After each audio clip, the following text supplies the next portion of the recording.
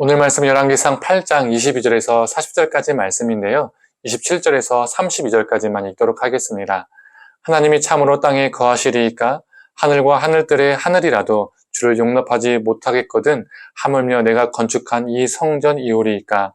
그러나 내 하나님 여호와여, 주의 종의 기도와 간구를 돌아보시며 이 종이 오늘 주 앞에서 부르짖음과 비는 기도를 들으시옵소서.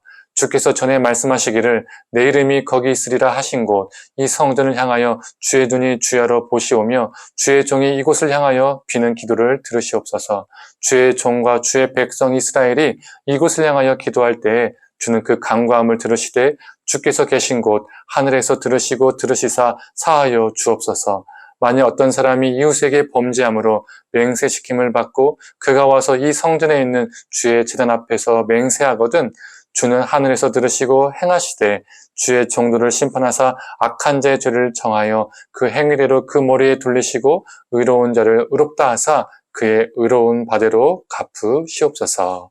아멘. 아침 묵상을 들으시던 모든 성도님들에게 하나님의 은혜가 있기를 간절히 소망합니다. 오늘 본문을 보면 솔로몬이 성전을 완공한 후에 하나님께 기도를 드립니다. 27절을 읽어보겠습니다. 하나님 참으로 땅에 거하시리이까 하늘과 하늘들의 하늘이라도 주를 용납하지 못하겠거든 하물며 내가 건축한 이 성전이오리이까.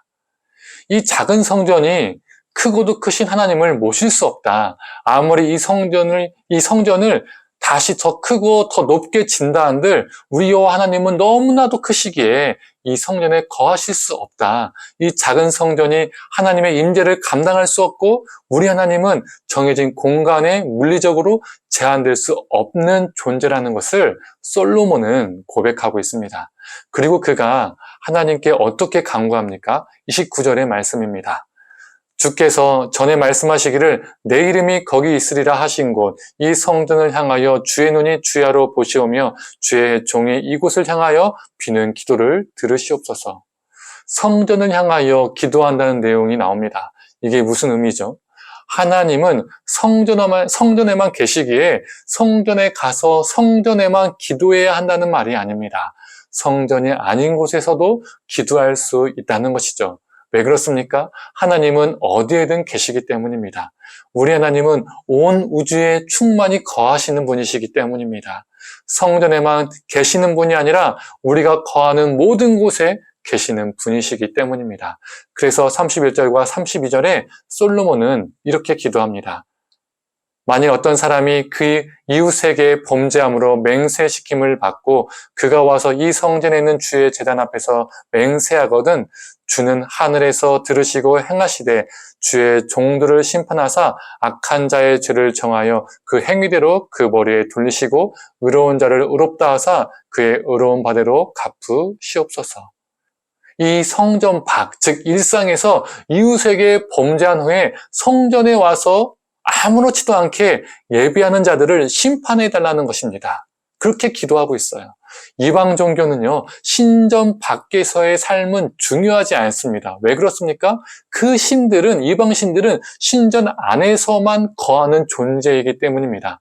그래서 신전 안에서만 거룩하게 예배드리고 그 신에게 헌물과 제물만 잘 바치면, 많이 바치면 오케이가 되는 겁니다.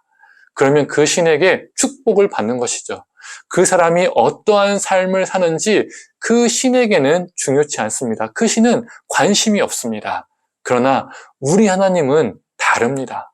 우리 하나님은 성전에 갇힌 분이 아니시기 때문에 하늘의 하늘도 우리 하나님을 모실 수 없을 정도로 크시고 어디에든 거하시기 때문에 우리의 삶을 언제나 어디서나 지켜보십니다. 그래서 하나님의 백성들에게 요구되었던 것은 성전 안에서의 수많은 제사가 아니라 성전 밖에서의 거룩한 삶이었습니다. 우리에게는 마찬가지죠. 우리 하나님은 교회 안에만 갇혀있는 분이 아니십니다. 우리는 우리 하나님이 무소부재하시고 우리가 거하는 모든 곳에 거하신다는 것을 머리로는 알고 있지만 실제 삶 속에서, 실제 신앙 속에서 하나님을 교회 안에 제한시켜버리는 경우가 많이 있습니다. 교회 가야 하나님의 임재를 더 경험할 수 있고 교회에서 기도해야 응답을 더 잘 받고 이런 개념이 우리 안에 여전히 있다는 것이죠. 하나님을 교회에 우리는 가두려고 하는 것입니다. 이렇게 하면 우리의 신앙생활이 조금 더 편해질 수는 있습니다. 왜 그렇죠? 교회 안에서만 거룩하게 행동하면 되기 때문입니다. 그러나 교회라는 건물이 하나님을 가둘 수 없고 제한할 수 없습니다. 우리 하나님은 어디에든 계십니다. 성도님들, 하나님이 우리에게 요구하시는 것은 교회 안에서의 수많은 예배가 아니라 교회 밖에서의 거룩한 삶, 진실한 삶입니다. 우리의 신앙이 교회 안에 갇힌 신앙이 아니라 우리의 일상을 거룩하게 살아내어서 언제 어디서나 하나님의 임재를 경험하며 살아가는 저와 성도님들 되기를 간절히 축원합니다. 함께 기도하겠습니다. 하나님, 하늘의 하늘도 하나님을 가둘 수 없음을 보게 됩니다. 그런데 혹여 우리는 하나님을 교회라는 건물 안에 가두려 하고 있지는 않은지요. 그래서 교회라는 건물 안에 우리가 너무나 집착하는 신앙은 아닌지요.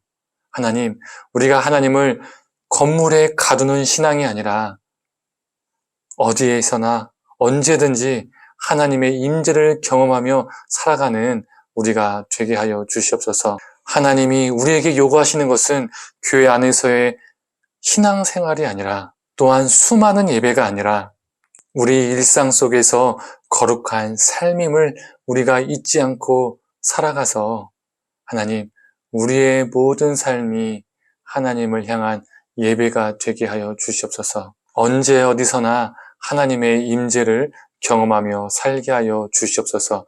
모든 것을 감사드리며 사랑에 만나신 예수님의 이름으로 기도드립니다. 아멘.